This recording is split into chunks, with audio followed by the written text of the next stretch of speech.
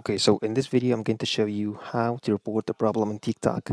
So just follow my steps until the end and let's begin the tutorial. And so at the beginning, the first step, we need to go and open the TikTok app. And now from here, we're going to click on Profile down to the right corner over here. And so whenever we click on it, up to the right corner, we're going to hit these three lines of the settings and choose Settings and Privacy. And now whenever we're here, we just would like to scroll down a little bit until we can click on Report a Problem in Support and About section. And within a few seconds, we'll be here. So we'll, for example, if you'd like to choose one of these, which is going to be live. So we're going to click on live, and now we click on hosting live, for example. And so here we have a lot of options. So we click on other hosting live issue. And from here, we click on no at is your problem solved and click on need more help.